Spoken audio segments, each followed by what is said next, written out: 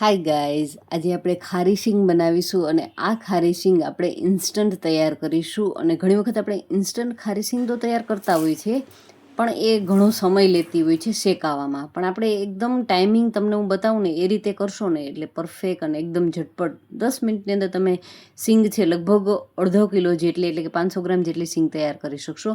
તો એમના માટે મેં અત્યારે 300 થી 350 ગ્રામ ટૂંકમાં 2 બાઉલ ભરી અને શીંગદાણા લીધા છે, કાચા દાણા લીધા છે.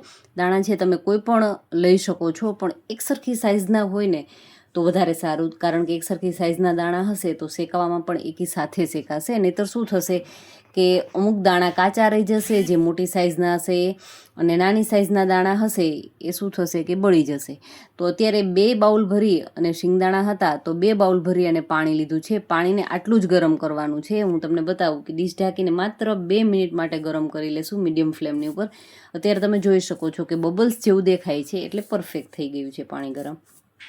તો અત્યારે એમની અંદર આપણી પાસે રહેલા દાણા છે એમની અંદર લઈ લેવાના છે. હવે ઢાંકી અને માત્ર 2 જ મિનિટ, ગેસની ફ્લેમ કેટલી રાખવી છે એ પણ હું તમને આગળ બતાવીશ. તો આપણે 2 મિનિટ માટે જ એમને ગરમ કરીશું. અત્યારે તમે જુઓ, હું તમને ગેસ બતાવું કે જેટલું આપણું તળિયું છે ને વાસણનું, બસ ત્યાં સુધી જ આપણું ગેસ છે પહોંચવું જોઈએ.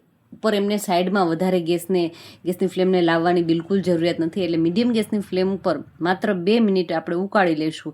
2 મિનિટ અત્યારે થઈ ગઈ છે અને દાણા તમે જોઈ શકો છો કે ઉપર તરવા લાગ્યા છે, અને સાથે સાથે પાણીનો કલર છે એ ચેન્જ થઈ ગયો છે અને દાણાનો કલર પણ ચેન્જ થઈ ગયો છે.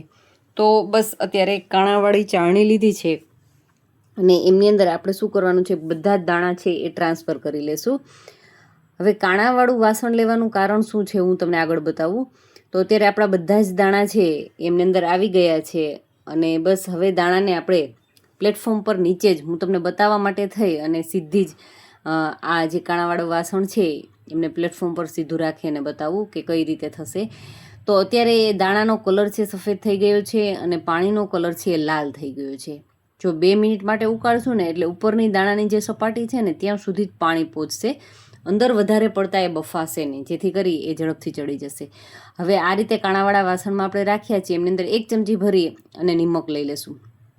હવે નિમક એમની સાથે મિક્સ થશે દાણાની સાથે એટલે નિમકમાંથી પાણી છૂટશે, અને એ પાણી સીધું હું તમને નીચે રાખીને બતાવું તો તમને ખ્યાલ આવે કે નિમકનું પાણી જે વધારાનું થશે ને એ નીકળી જશે, કારણ કે કાણાવાળું વાસણ છે. અને સાથે સાથે જ તમે જોઈ શકો છો કે નિમકમાંથી જે પાણી થાય એ નીકળી જાય એટલે શું થાય કે ઝડપથી ચડી શકે. દાણા છે એ ઝડપથી, આપણી શીંગ છે ટૂંકમાં એ ઝડપથી તૈયાર થઈ જશે અને વધારે સમય નહીં લે. તો આટલું પાણી છે એ નીકળી જશે અને આની અંદર આપણે 2 મિનિટ રહેવા દઈશું એટલે નિમક છે એ સારી રીતે ચડી જશે. હવે એ થાય છે ત્યાં સુધીમાં આપણે એક બીજી તૈયારીની અંદર એક જાડા તળિયાવાળું વાસણ લેશું. એમની અંદર નિમક લીધું છે. આ નિમક ઘણી વખત ઉપયોગમાં આવ્યું છે. તો એ નિમકને આપણે હાઈ ફ્લેમ ઉપર 2 મિનિટ માટે એકદમ તપવા દેવાનું છે, ગરમ સારી રીતે થવા દેવાનું છે. જ્યાં સુધીમાં નિમક ગરમ થાય છે ત્યાં સુધીમાં આપણા દાણા છે એ પણ 2 મિનિટ માટે નિમકની સાથે રહ્યા છે એટલે એમની ખારાશ છે એ સરસ એમની અંદર આવી જશે. હવે હાઈ ફ્લેમ ઉપર શરૂઆતમાં આપણે દાણાને કૂક કરવાના છે 2 મિનિટ માટે. અત્યારે તમે જોશો કે શરૂઆતમાં શું થાય છે કે દાણા છે ને એ નિમકની સાથે એકદમ સારી રીતે ચોંટી ગયા છે. જો આ જોવાનું છે. આમાં નાની નાની બાબતો જ છે. શીંગ બનાવતી વખતે જે કાળજી રાખશો ને તો પરફેક્ટ બજાર જેવી જ શીંગ છે આસાનીથી ઘરે તમે તૈયાર કરી શકશો. આ બેઝ ઉપર તમે અત્યારે જોઈ શકો છો કે નિમક જે દાણા છે જે પાણીવાળા હતા, નિમકના પાણીવાળા, જેથી કરી અને એમની સાથે નિમક છે ચોંટી ગયું છે. હવે જ્યાં સુધી નિમક છે એ દાણાની સાથેથી છૂટું ન પડે ત્યાં સુધી આપણે ગેસની ફ્લેમને હાઈ રાખવાની છે. એટલે ઓલમોસ્ટ 2 મિનિટ માટે તમે હાઈ ફ્લેમ રાખશો એટલે શું થશે કે ધીમે ધીમે એ નિમક છે એ છૂટું પડવા લાગશે. હવે હું તમને બતાવું કે કઈ રીતે છૂટું પડવા લાગે ત્યારબાદ આપણે ગેસની ફ્લેમ ચેન્જ કરવાની છે. તો આપણે આગળ દાણાને ચેક કરીએ. આ રીતે કન્ટિન્યુ 2 મિનિટ માટે ચલાવ્યા બાદ તમે જોશો ધીમે ધીમે કે નિમક છે એકદમ સરસ દાણાથી છૂટું પડી ગયું છે. તમે જોઈ શકો છો કે એકદમ આસાનીથી નિમક અને દાણા છૂટા છૂટા દેખાય છે. તો આ બેઝ ઉપર આપણે ગેસની ફ્લેમને મીડિયમ કરી દઈશું. જો આટલી ગેસની ફ્લેમ રાખીશું તો મીડિયમ ફ્લેમની ઉપર આપણે એમને 2 થી 3 મિનિટ માટે આ રીતે કન્ટિન્યુ ચલાવીશું. અને હવે આપણે ગેસની ફ્લેમને ક્યારે લો કરવાની છે જેથી કરી અને દાણા છે અંદર સુધી સારી રીતે કૂક થાય. તો આગળ હું તમને એ પણ બતાવીશ કે કન્ટિન્યુ, અને એક વાત એ પણ યાદ રાખવાની છે કે શીંગ શેકતી વખતે આપણે કન્ટિન્યુ આ રીતે હાથ ચલાવવાનો જ છે. જો આપણે એમને છોડી દેશું તો અંદર સુધી સારી રીતે કૂક નહીં થાય. ઉપરથી ઘણી વખત દાણા છે દાજી જતા હોય છે, તો એ ન થાય એમના માટે થઈ અને આપણે એ કન્ટિન્યુ ચલાવવાનું. અને તમે હમણાં સિંગનો અવાજ જ્યારે સાંભળ્યો ને કે તડ તડ એવું ફૂટવા લાગે દાણા, ત્યારબાદ ગેસની ફ્લેમને આટલી લો કરી દેવાની છે. અને હવે લો ફ્લેમ ઉપર જ કામ કરીશું. જો દાણાનો કલર છે, ફોતરે તો ઉતરી જાય છે, નીકળી જાય છે આસાનીથી, પણ હજુ કલર એમનો જે જોઈએ છે ને એવો થયો નથી.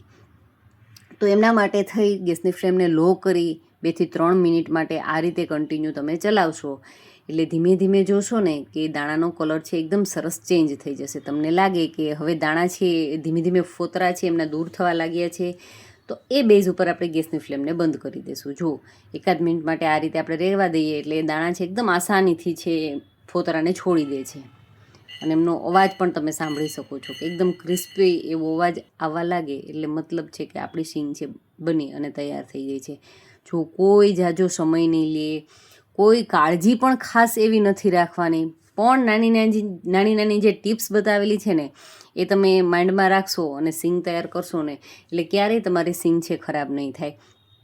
તો આપણે હવે કોટનના કપડાની અંદર એમને લઈ લેશું જેથી કરી અને વધારાનું જે કાંઈ એમનું દાણા ઠંડા થાય ત્યારે ઓજ મૂકતો હોય છે, જેથી કરી એ ઢીલી પડી જતી હોય છે. તો એ ન થાય એટલા માટે સીધી જ એમને કોટનના કપડાની અંદર લઈ લેવાની છે. આમની પહેલાં પણ મેં તમારી સાથે સિંગની ઘણી બધી રેસીપીઓ છે અલગ અલગ રીતથી શેર કરેલી છે.